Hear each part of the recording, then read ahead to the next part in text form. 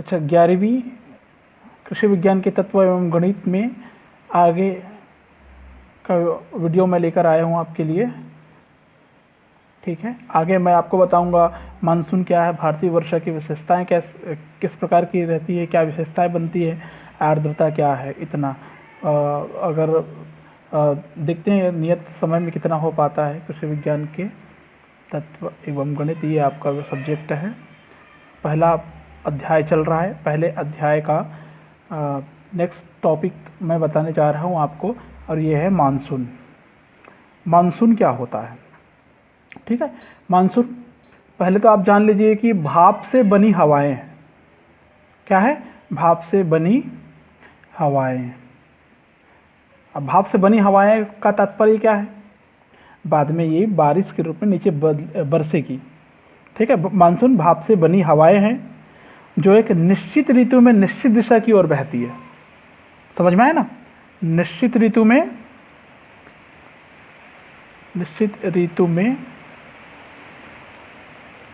निश्चित दिशा की ओर बहती है।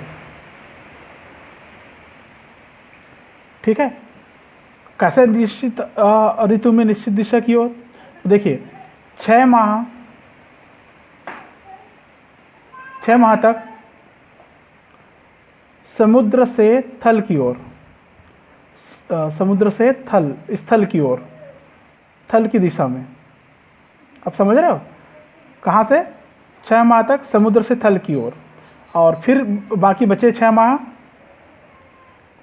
थल से समुद्र की ओर, थल से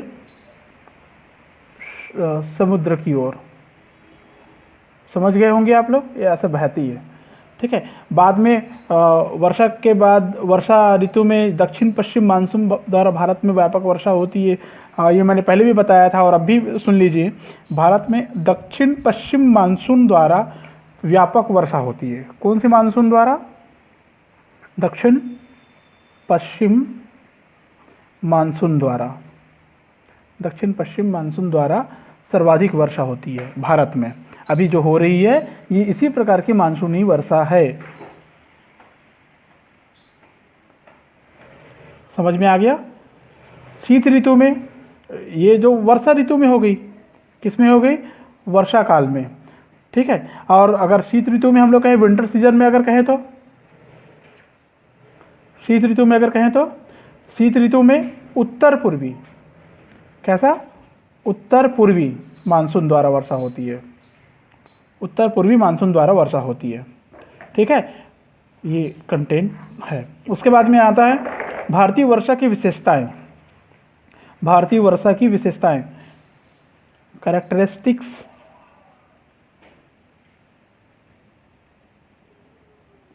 ऑफ इंडियन रेनफॉल।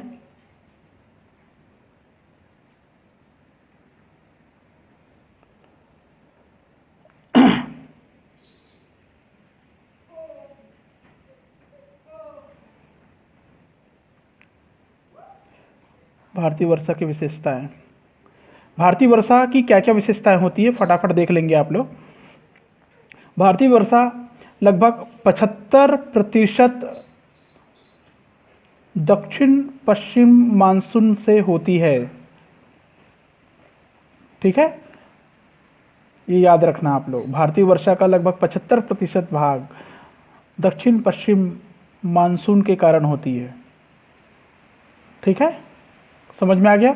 और ये कैसे बटा होता है? देखिए, 75% वर्षा में, वर्षा ऋतु में, 75% वर्षा ऋतु में, 13% विंटर में, और 10% बसंत ऋतु में, बसंत ऋतु में, 2% शरद ऋतु में बरसती है। 75% का, 75% में से 75% वर्षा ऋतु में, 13% विंटर में, 10% बसंत ऋतु में, 2% शरद में। विंटर मतलब शीत ऋतु में 13%, ऐसा। ठीक है, दूसरी विशेषता देख लीजिए, ऐसा 1 2 ऐसा लिखते हैं। दूसरी विशेषता, मानसून व वर्षा का आरंभ निश्चित है। मैं सीधा एक शब्द लिखता हूँ, अनिश्चित है। क्या क्या अनिश्चित है? वर्षा व मानसून का आरंभ, वर्षा व मानसून आरंभ अनिश्चित है। मतलब कब मानसून आएगा, कब जाएगा, ये नहीं जानते। कभी जल्दी आ जाता है, कभी देर से आती है। ठीक है, जल्दी आ गई, ज़्यादा बारिश हो गई तो वर्षा की अधिकता से बाढ़ जैसी समस्या आ जाती है, अगर कमी हो गई तो सूखा भी हो जाता है। तो ये अनिश्चित है, याद रखना। वर्षा व मानसून का आरंभ अनिश्चित है। नेक्स्ट, किसी भी वर्ष वर्षा निश्चित समय पूर्व ही प्रारंभ हो जाती है। किसी वर्ष वर्षा निश्चित समय पूर्व ही प्रारंभ अगर हो जाए तो उनके निश्चित समय से पूर्व प्रारंभ होने से निश्चित समय पूर्व समाप्त हो जाती है। ठीक है ना? क्या कहेंगे हम लोग, क्या समझे इसको, कैसे समझे? निश्चित नहीं होता आरंभ और अंत। ऊपर में तो आपने सिर्फ आरंभ पढ़े थे, अब यहाँ पर आरंभ हुआ अंत दोनों। ठीक है, नेक्स्ट आता है इसमें, वर्षा असमान रूप से वितरित है भारत में। वर्षा का असमान वितरण है, कहीं पर ज़्यादा कहीं पर कम। ठीक है ना, असमान रहता है, वर्षा का असमान वितरण ऐसा लिखते हैं, वितरण। कहीं पर ज़्यादा है, कहीं पर कम है। ठीक है, 11% जो क्षेत्र है, 11% क्षेत्र में 190 सेंटीमीटर वर्षा होती है से अधिक। ठीक है, 21% जो एरिया है पूरे इंडिया का, उसमें से 121% में 125 से 129 सेंटीमीटर की वर्षा होती है। 37% क्षेत्र में 37% क्षेत्र में 75 से 125 सेंटीमीटर होती है। 24% क्षेत्र में 38.75 टू 38.7 सेंटीमीटर वर्षा। 7% एरिया में 38 सेंटीमीटर वर्षा होती है। मतलब ये दिखाता है असमान वितरण को, कहीं पर ज़्यादा हो रहा है, कहीं पर कम हो रहा है, कहीं पर एकदम ज़्यादा हो रहा है। ठीक है, नेक्स्ट, वर्षा में अंतराल ज़्यादा होता है भारत में। वर्षा में अंतराल, भारतीय वर्षा में काफ़ी ज़्यादा अंतराल होता है। ठीक है, अंतराल होने के कारण क्या होता है, मूसलाधार बारिश होती है। कैसा? मूसलाधार बारिश होती है। मूसलाधार बारिश होती है तो सॉइल एरोजन होता है, भूमि का कटाव होता है। क्लियर है? नेक्स्ट, वर्षा के दिन हमारे देश में बहुत कम रहते हैं। वर्षा के दिन कम, ठीक है, काफ़ी कम रहते हैं। फिर भी अगर आप लोग देखें, कोलकाता में देखें आप, कोलकाता में 118 दिन, मुंबई में 75 दिन, चेन्नई में 50 दिन, काफ़ी कम दिन, 365 दिन में इतने दिन वर्षा। ठीक है, नेक्स्ट, भारत में वर्ष का 2/3 भाग सूखा होता है। समझ रहे हो? वर्ष का 2/3 भाग सूखा रहता है, ये याद रखेंगे आप लोग। 2/3 भाग सूखा रहता है भारत में। कारण क्या है? अधिकांश वर्षा जून से सितंबर तक हो जाती है, इसलिए जून से सितंबर तक हो जाती है अधिकांश वर्षा, इसलिए अधिकांश भाग सूखा रहता है। ठीक है, भारतीय वर्षा की एक प्रमुख विशेषता ये भी देखने और सुनने को मिलेगी आप लोग, अवर्षा की स्थिति बनती, कभी बारिश होती ही नहीं, कभी आ रहा है कभी जा रहा है, अनियमितता होती है इसमें। ठीक है, अनिश्चितता, कब आएगी कब जाएगी समझते परे है। समझ में आ गया? अब इन सब चीज़ों के कारण क्या होगा, अवर्षा हुई तो क्या होगा, सूखा होगा, अकाल होगा। ठीक है, नहीं, सूखा होगा, अकाल होगा, अनियमितता होगी, अनिश्चितता होगी, क्या बाढ़ की संभावना बनी रहेगी। और सारी समस्याएं इन सब के कारण भी हो सकती है, अनियमितता के कारण भी हो सकती है। ठीक है, तो ये हो गया है आपका कैरेक्टरिस्टिक्स ऑफ इंडियन रेनफॉल, अर्थात भारतीय वर्षा की विशेषताएं। क्लियर है? अब आगे आता है वर्षा का वितरण, distribution of rainfall distribution of rainfall. भारतीय वर्षा की निश्चितता और अनिश्चितता के आधार पर दो भागों में बांटा गया है। ठीक है, there are two types, there are two types. Following topics, first A, निश्चित वर्षा के प्रदेश। कौन से प्रदेश? निश्चित वर्षा के प्रदेश, अर्थात इसको बोलते हैं definite rainfall state, definite rainfall state. ठीक है, इसमें आता है आपका वेस्ट बंगाल, असम, अरुणाचल प्रदेश, अरुणाचल प्रदेश, मेघालय, त्रिपुरा, मिजोरम,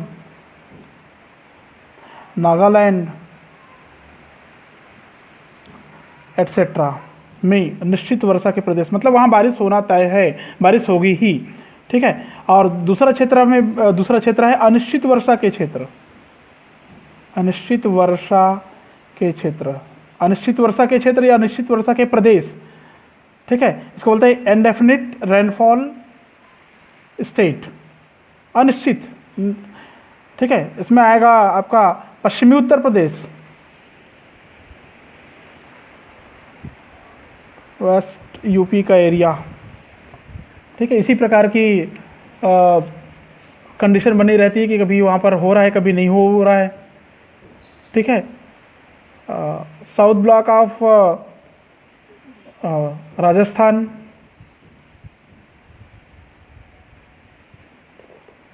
ठीक है, और इसमें और आता है उत्तर प्रदेश का पूरा border area, UP border area,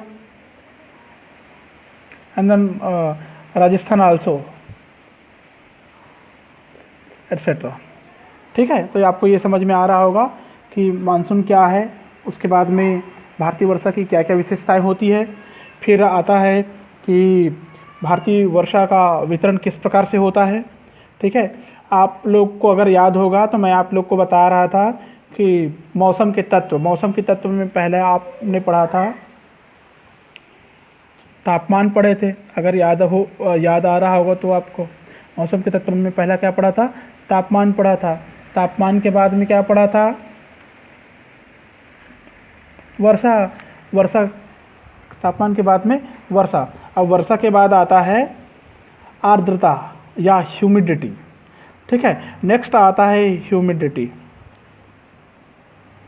humidity या वर्षा। ये जो है थर्ड नंबर का एलिमेंट है, थर्ड एलिमेंट ऑफ वेदर, मौसम का तीसरा तत्व है।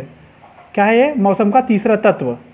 ठीक है, आर्द्रता का मतलब क्या होता है देख लीजिए। वायुमंडल में विद्यमान अदृश्य जलवाष्प की मात्रा, ठीक है, इनविजिबल वाटर वेपोर की मात्रा, इनविजिबल अदृश्य जलवाष्प की मात्रा, अदृश्य जलवाष्प की मात्रा आर्द्रता कहलाती है। ठीक है, वायुमंडल में जलवाष्प हमेशा कम मात्रा में रहती है, याद रखना। वायुमंडल में जो वाटर वेपोर की मात्रा है, जलवाष्प की मात्रा है, 0 to 5% तक ही रहती है हमेशा। लेकिन फिर भी मौसम और जलवायु को बदलने के लिए, परिवर्तित करने के लिए निर्णायक भूमिका निभाता है। ठीक है, मतलब इसमें हवा का सबसे महत्वपूर्ण घटक है जलवाष्प। ये वाटर वेपोर जो होता है ये एयर का सबसे महत्वपूर्ण कंपोनेंट होता है। कितना होता है पूरे वायुमंडल में? 0 to 5% तक विद्यमान रहता है। ठीक है, ये गैसीय अवस्था में जलवाष्प, तरल अवस्था में जल की बूंदें। अगर गैसीय अवस्था में है, गैसेस कंडीशन में है, तो कैसे, कौन सी अवस्था में होगा? गैस कंडीशन में जलवाष्प वाटर वेपोर के रूप में होगा। अगर वो लिक्विड फॉर्म में है, तो लिक्विड फॉर्म में वाटर ड्रॉप के रूप में होगा। लिक्विड फॉर्म में है तो वाटर ड्रॉप के रूप में होगा। यदि वो सॉलिड फॉर्म में है, ठोस अवस्था में है, तो बर्फ कण के रूप में होगा, हिमखंड के रूप में होगा, स्नो पीसेस के रूप में होगा। ठीक है, ये ऐसे वायुमंडल में उपस्थित रहती है। स्थल की अपेक्षा सागरों पर वाष्पीकरण अधिक होता है, ये आपको पता होना चाहिए। सागर का क्षेत्र चारों तरफ से ओपन दिखाई देगा, ज़्यादा सूर्य की मात्रा गर्मी उसमें पड़ती है, तो वाष्पीकरण ज़्यादा मात्रा में होता है। ठीक है, समझ में आया? तो अर्थात वह ताप किसी ताप पर या वह ताप जिसमें हवा के निश्चित आयतन में उपस्थित जलवाष्प की मात्रा एवं उसी ताप पर हवा की उसी आयतन को संतृप्त करने के लिए आवश्यक वाष्प की मात्रा के अनुपात को आपेक्षिक आर्द्रता कहते हैं। रिपीट, किसी ताप पर हवा के निश्चित आयतन में उपस्थित, किसी ताप पर, किसी टेम्परेचर पर हवा के निश्चित आयतन में उपस्थित, देख लीजिए इसको मैं बता देता हूँ आपको, अपेक्षिक आर्द्रता मैं बता रहा हूँ आपको, अपेक्षिक आर्द्रता, अपेक्षिक आर्द्रता ये बता रहा हूँ मैं ना आपको। तो मैं ऐसा बोल रहा था कि किसी ताप पर हवा के निश्चित आयतन में उपस्थित, समझ लीजिए इसको, एक निश्चित टेम्परेचर पर हवा के निश्चित आयतन में उपस्थित, हवा का वॉल्यूम निश्चित है, जलवाष्प की मात्रा, किसकी मात्रा? जलवाष्प की मात्रा, किसमें? हवा में, ठीक है ना, हवा में जलवाष्प की मात्रा, और उसी ताप पर, उसी निश्चित ताप पर हवा के उसी आयतन को संतृप्त करने के लिए आवश्यक वाष्प की मात्रा। समझ गए? हवा के निश्चित आयतन में कितनी जलवाष्प है वो, अब सरल शब्दों में बोल रहा हूं, हवा के निश्चित आयतन में जलवाष्प की कितनी मात्रा है वो, एवं उसी ताप पर हवा के उसी आयतन को संतृप्त करने के लिए कितनी वाष्प की मात्रा है, उन दोनों के अनुपात को आपेक्षिक आर्द्रता कहते हैं। ठीक है, तो कहने का मतलब ये होता है ओशांक पर संतृप्त वाष्प दाब, संतृप्त वाष्प दाब, ओशांक पर संतृप्त वाष्प दाब और निश्चित दाब पर संतृप्त वाष्प दाब। ऐसा लगेगा जैसे दोनों सेम है। निश्चित दाब पर संतृप्त वाष्प दाब, समझ में आ गया? वाष्प दाब इंटू 100, ये इसका फार्मूला होता है। ओशांक पर संतृप्त वाष्प दाब कहने का मतलब क्या हुआ? निश्चित तापमान पर हवा के निश्चित आयतन में उपस्थित जलवाष्प की मात्रा हो गई। ठीक है, और उस किसके अनुपात में है वो? उसी निश्चित टेम्परेचर पर हवा की उसी आयतन को संतृप्त करने के लिए आवश्यक वाष्प की मात्रा, संतृप्त वाष्प दाब की मात्रा के अनुपात को आपेक्षिक आर्द्रता कहते हैं। अर्थात किसी ताप पर वायुमंडल एकांक आयतन में उपस्थित जलवाष्प की मात्रा को वायु की निरपेक्ष आर्द्रता कहते हैं। किसी ताप पर वायुमंडल के एकांक आयतन में उपस्थित जलवाष्प की मात्रा, किसी ताप पर वायुमंडल के एकांक आयतन में उपस्थित, किसके आयतन में? वायुमंडल के एकांक आयतन में उपस्थित किसकी मात्रा? वाटर वेपोर, जलवाष्प की मात्रा, जलवाष्प की मात्रा वायु की निरपेक्ष आर्द्रता कहलाती है, निरपेक्ष आर्द्रता कहलाती है। समझ में आ गया? निरपेक्ष आर्द्रता बराबर आप लोग फार्मूला डिस्कवर कर सकते हैं। निरपेक्ष आर्द्रता बराबर जलवाष्प का भार, किसका भार? जलवाष्प का भार और वायु का आयतन, किसका आयतन? वायु का आयतन, दोनों के अनुपात को हम लोग कहते हैं निरपेक्ष आर्द्रता कहते हैं। वायु की आर्द्रता का मापन शुष्काद्र बल्ब द्रव तापमापी के द्वारा की जाती है, या वायु की आर्द्रता का मापन शुष्काद्र बल्ब तापमापी द्वारा की जाती है। आज की वीडियो में बस इतना ही। आगे फिर से एक नए वीडियो लेके आएंगे।